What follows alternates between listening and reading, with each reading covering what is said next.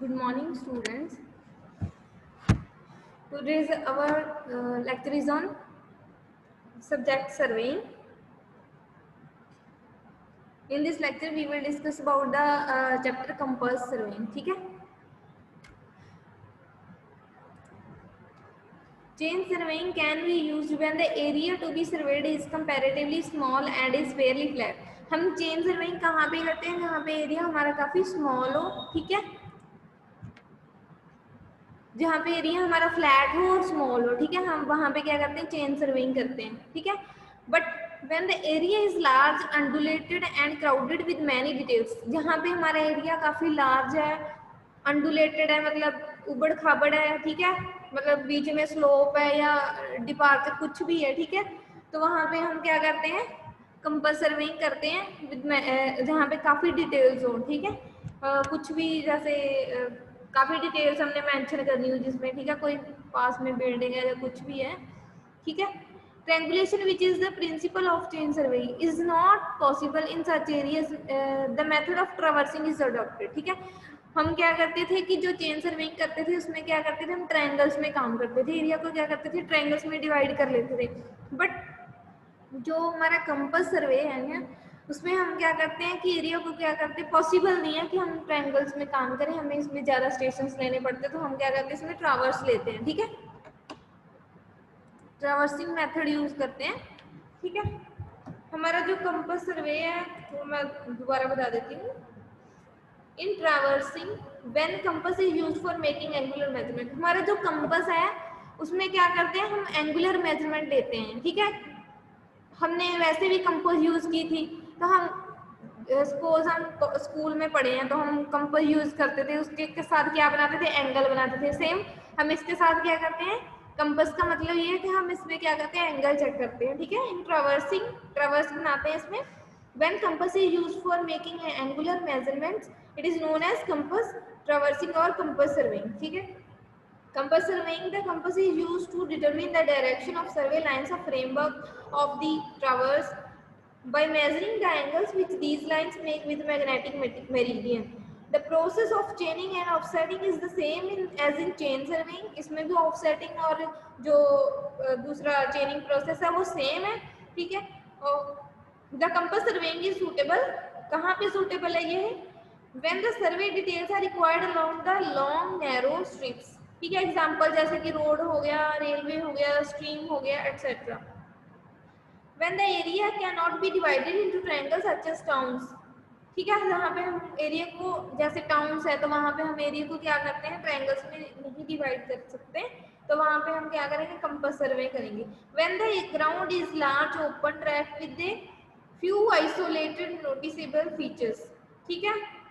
When the long straight lines and convenient tie lines cannot drawn on account of obstacles, when surveying is done in a jungle or in dense forest, when the country is hilly, where chaining is tedious and liable to error, the compass surveying is unsuitable in places abounding in magnetic rock or iron ore. ठीक है, it is less accurate than theodolite traversing, ठीक है, ये ज़्यादा accurate भी नहीं होता अगर हम इसको थेडोलाइट के साथ कंपेयर करें. Therefore, it is generally suitable for rough surveys where speed and not the accuracy is main consideration. जहाँ पे ऐसे रफ वर्क के लिए हम इसको यूज करते हैं. वैसे जो हमारा थेडोलाइट है, अगर हमने एक्यूरेट वर्क करना तो हम क्या करेंगे? थेडोलाइट यूज करेंगे. Such as sketching and night marching for military purpose etc. जो हमारी कंपास होती है वो देखो ऐसे ये ट्राइपॉड स्टैंड के ऊपर इसको फिक्स करते हैं, ठीक है. एक हमारा होता है यहाँ पे हम ऑब्जेक्ट को साइट करते हैं, ठीक है. और हमारी कंपास भी टू टाइप्स की होती है, एक होती है प्रिज्मेटिक कंपास, एक होती है सर्वेयर कंपास. प्रिज्मेटिक कंपास में होता क्या है कि उसमें एक प्रिज्म लगा होता है, ठीक है, और हम क्या करते हैं? उसमें से क्या करते हैं कि जो उसमें रीडिंग है हम ऊपर से नोट करते हैं, और एक हमारी कंपास होती है उसके हम रीडिंग क्या करते हैं? उसके बीच में से एक होता है जहाँ पे रीडिंग नोट करने के लिए, जैसे ये ऑब्जेक्ट साइट करने के लिए, एक वहाँ पे रीडिंग देखने के लिए भी होता है, ठीक है, तो हम उसमें से देखते हैं. टू टाइप्स की हमारी कंपास होती है. कंपास होता क्या है? हमने तो कंपास सर्वेइंग पढ़ा, और हमारा कंपास क्या होता है, compass is small instrument which consist essentially of a magnetic needle. इसके क्या लगा होता है, ये देखो ऐसे, ये नीडल होती है इसके बीच में, ये मैग्नेटिक नीडल होती है, ठीक है।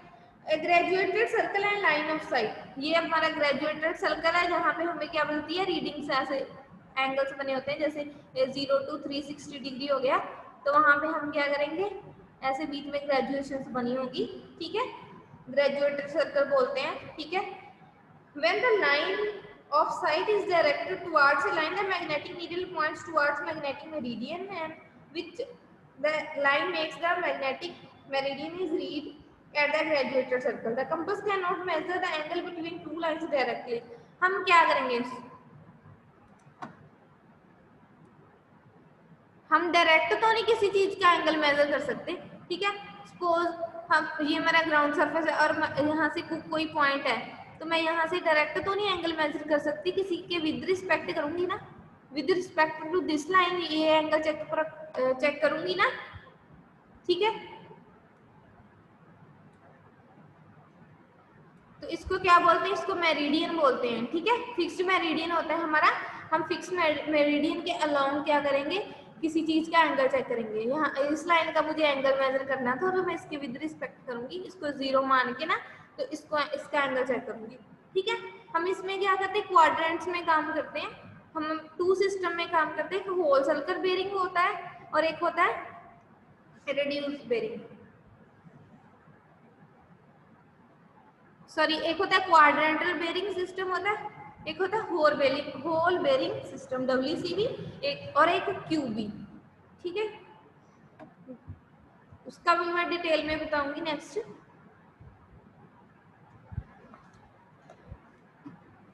ये क्लियर है सबको, कंपास होता क्या है, किस पर्पस के लिए यूज होता है।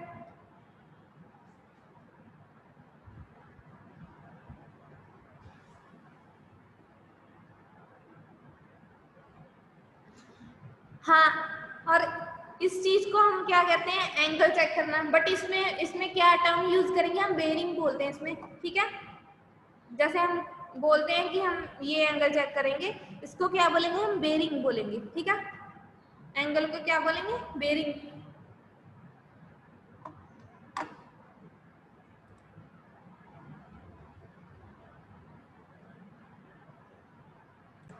मेन ऑब्जेक्टिव क्या है हमारा कंपास सर्वेइंग का, measurement of horizontal angle with respect to fixed meridian. Fixed meridian हमारा, जैसे कि मैंने बताया, जिस लाइन के रिस्पेक्ट में हम, जिसके लाइन के अलोंग हम क्या करेंगे, एंगल मेजर करेंगे, वो क्या कहलाता है, फिक्स्ड मेरिडियन बोलते हैं उसको, ठीक है। तो इसमें हम क्या करते हैं, सिर्फ हॉरिजॉन्टल एंगल ही चेक कर सकते हैं, ठीक है। हॉरिजॉन्टल एंगल चेक करते हैं इसमें, सॉरी, कंपास सर्वेइंग में, ठीक है। कंपास सर्वेइंग में दो सिस्टम होते हैं, होल सर्कल बेरिंग होता है, एक क्वाड्रेंटल बेरिंग होता है, ठीक है। ऐसे होते हैं, इसमें 4 क्वाड्रेंट होते हैं, जैसे कि ये नॉर्थ हो गया, ठीक है, ये साउथ हो गया, ईस्ट हो गया, और ये क्या हो गया, वेस्ट हो गया, ठीक है। और जो हमारा होल सर्कल बेरिंग है, WCB उसको बोलते हैं, ठीक है। 2 सिस्टम में काम करते हैं हम, होल सर्कल बेरिंग में। और जो होल सर्कल बेरिंग है, इसमें क्या डेवलप किया है, होल सर्कल बेरिंग ने क्या डेवलप किया है कि हम जो हमेशा जो डायरेक्शन लेंगे वो नॉर्थ डायरेक्शन से स्टार्ट करेंगे, ठीक है। हमने जब काम स्टार्ट करना है तो किस डायरेक्शन में हम किस रेफरेंस लेंगे, नॉर्थ डायरेक्शन की रेफरेंस लेंगे, ठीक है। रेफरेंस किस में लेंगे, नॉर्थ डायरेक्शन में लेंगे। और जो हमारी इसमें जो हमने एंगल चेक करा है, सपोज हमारा ये एंगल था, इसमें एंगल चेक किया, तो ये एंगल किस थीटा के साथ इसको क्या करेंगे, रिप्रेजेंट करेंगे। ये एंगल हमारा कौन सा होगा, थीटा होगा, ठीक है। और हम इसमें क्या करते हैं, क्लॉकवाइज डायरेक्शन में काम करते हैं, इसमें एंटी क्लॉकवाइज में काम नहीं करते। ये होल सर्कल बेरिंग ने सारा डेवलप किया कि हम जो भी रेफरेंस लेंगे वो नॉर्थ डायरेक्शन की लेंगे, और जो काम करेंगे वो क्लॉकवाइज डायरेक्शन में करेंगे, ठीक है। और जो हमारी इसमें लिमिट होती है, ये सपोज हमारा, मैंने इसको 0 मान लिया, तो यहाँ तक मेरा क्या आ गया, 90 आ गया,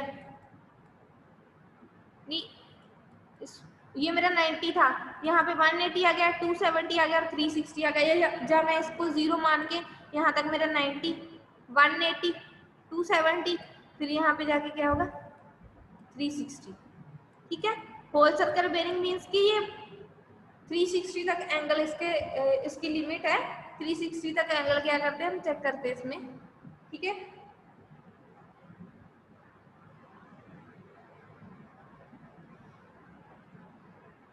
डायरेक्शन हमारी क्या आएगी, नॉर्थ साउथ ईस्ट वेस्ट। हम इस पे रेफरेंस लेंगे नॉर्थ की।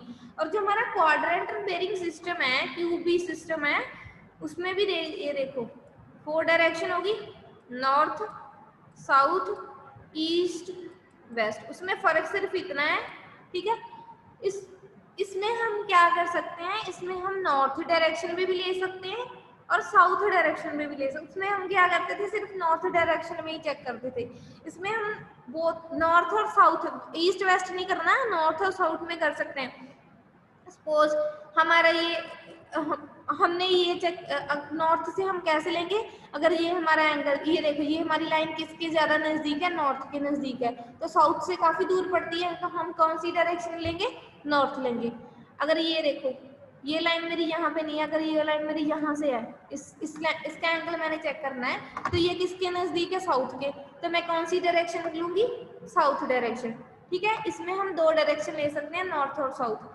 सपोज हमारी ये लाइन यहाँ पे है, तो ये फिर इसके नजदीक है, साउथ के, फिर भी मैं साउथ डायरेक्शन लूंगी। यहाँ पे फिर से नॉर्थ के, तो नॉर्थ लूंगी। ठीक है, ये देखो, हाँ, और इसमें क्या करते थे हम, होल सर्कल बेरिंग में नॉर्थ डायरेक्शन लेते थे और क्या करते थे, क्लॉकवाइज डायरेक्शन में काम करते थे सिर्फ। यहाँ पे हम क्लॉकवाइज और एंटी क्लॉकवाइज भी कर सकते हैं। जैसे कि ये देखो ये लाइन मेरी यहाँ पे है, तो मैं इसके विद रिस्पेक्ट नॉर्थ के रेफरेंस लेके मैं यहाँ पे एंगल चेक करूँ, तो ये मेरी डायरेक्शन कौन सी बनती है, ये देखो ऐसे जाऊँ ना यहाँ से ऐसे, तो मेरी डायरेक्शन कौन सी बन गई, क्लॉकवाइज बन गई। फिर से मेरे अगर मैंने इस लाइन का एंगल चेक करना है, तो ये फिर से नॉर्थ के नजदीक है, तो मैं यहाँ से यहाँ तक जाऊंगी, फिर ये मेरी कौन सी डायरेक्शन हो जाएगी, एंटी क्लॉकवाइज। सेम ऐसे ही अगर मैं यहाँ से यहाँ ये लूंगी, तो मेरी डायरेक्शन कौन सी होगी, एंटी क्लॉकवाइज। फिर से साउथ की ऐसे लूंगी, तो मेरे पास कौन सी होगी, क्लॉकवाइज होगी। ठीक है, ऐसे हम इसमें क्लॉकवाइज भी ले सकते हैं, एंटी क्लॉकवाइज भी ले सकते हैं।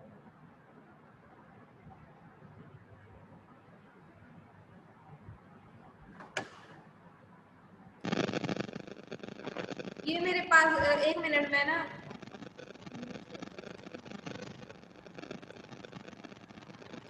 होल सर्कल बेरिंग है ना मेरी, 2 सिस्टम में काम करते हैं। इसमें एक होल सर्कल बेरिंग होता है, एक क्वाड्रेंटल बेरिंग होता है।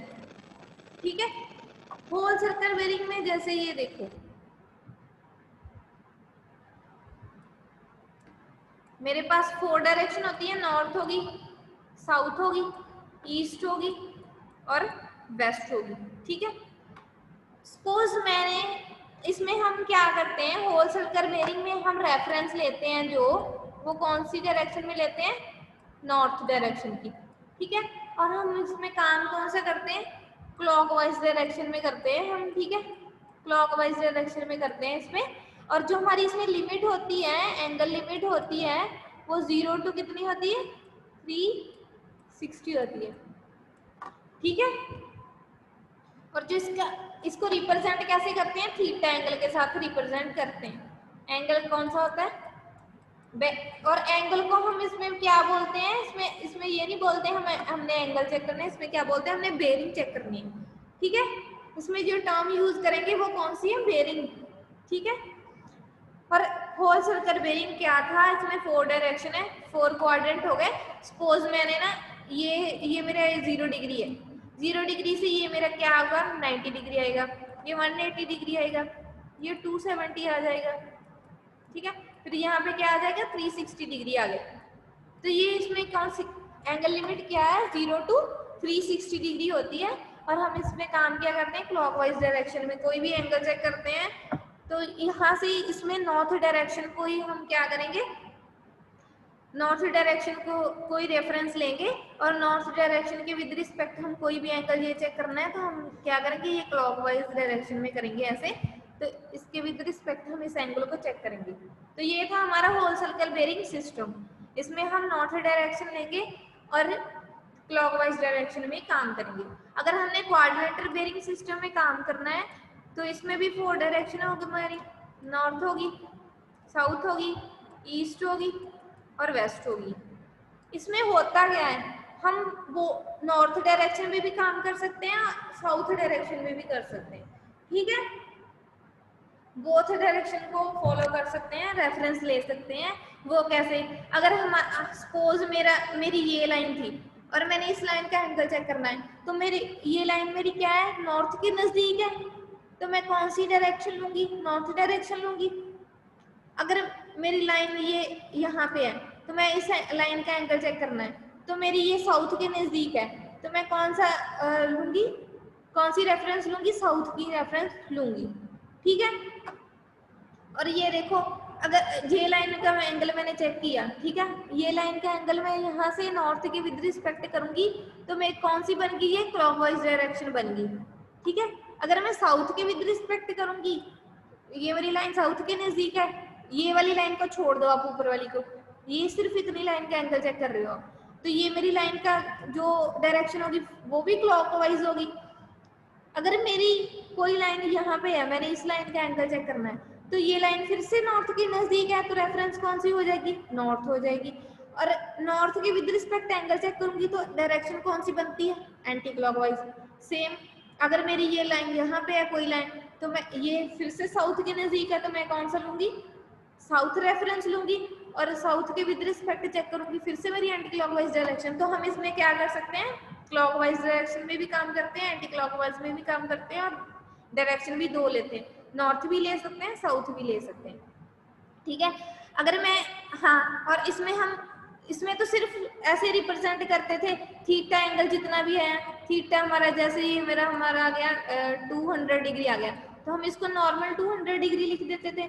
और जो हम क्वाड्रेंटल बेरिंग है उसमें हम इसको एंगल को कैसे लिखते हैं, ये हमारा नॉर्थ डायरेक्शन, ये सपोज मैंने इस एंगल को लिखना है, ठीक है, तो ये मेरी डायरेक्शन कौन सी है, नॉर्थ है ना, ये एंगल कौन सा हो गया, थीटा हो गया, तो कहाँ तक है, ये ईस्ट तक है। हम इसमें क्वाड्रेंटल बेरिंग सिस्टम का मतलब है कि हम इसका जो एंगल लिमिट है वो 0 से लेके सिर्फ 90 डिग्री तक है, मतलब ये क्वाड्रेंट के अंदर ही रह जाता है।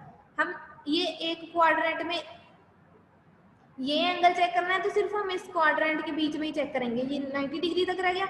अगर हम यहाँ पे चेक करेंगे तो इस क्वाड्रेंट के बीच रह जाएगा, सिर्फ इस क्वाड्रेंट के बीच, तो इस क्वाड्रेंट के बीच क्या होगा, सिर्फ 90 डिग्री तक एंगल चेक होता है। तो अगर यहाँ पे आ गया तो फिर से ये क्वाड्रेंट सिस्टम है, तो यहाँ पे फिर से 90 डिग्री तक, यहाँ से भी, मतलब ये इसकी लिमिट है वो 0 से 90 डिग्री तक है। और जो हमारा इसमें एंगल रिप्रेजेंट करते हैं, इस डायरेक्शन में था तो हमारी, हमने पहले ये देखना रेफरेंस कौन सी, नॉर्थ, और ये एंगल है थीटा, और कहाँ तक है, ईस्ट तक। अगर हमने इसको लिखना है तो हम क्या लिखेंगे, साउथ, और जो हमारा ये एंगल आ गया थीटा, और कहाँ तक है, ईस्ट तक। अगर हम इसको लिखेंगे, इस लाइन को, साउथ थीटा वेस्ट, इसको लिखेंगे north theta west. Is that clear?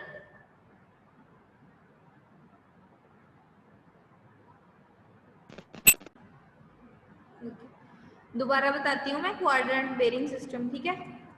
Whole circle bearing तो नॉर्मल था, हम 0 से लेके 360 तक उसमें सिर्फ एक ही डायरेक्शन को रेफर करते थे, कौन सी थी, रेफरेंस लेते थे सिर्फ नॉर्थ डायरेक्शन, और हम नॉर्थ डायरेक्शन को रेफरेंस लेके सारे जो एंगल है वो क्लॉकवाइज डायरेक्शन में ही हम क्या करते हैं, चेक करते हैं, ठीक है, मेजर करते हैं।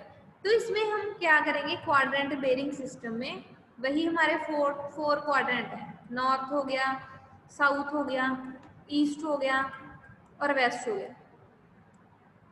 इसमें हम जो रेफरेंस लेते हैं वो नॉर्थ की भी लेते हैं, ठीक है, और साउथ की भी लेते हैं, ठीक है, और जो हमारा क्लॉकवाइज भी है इसमें, और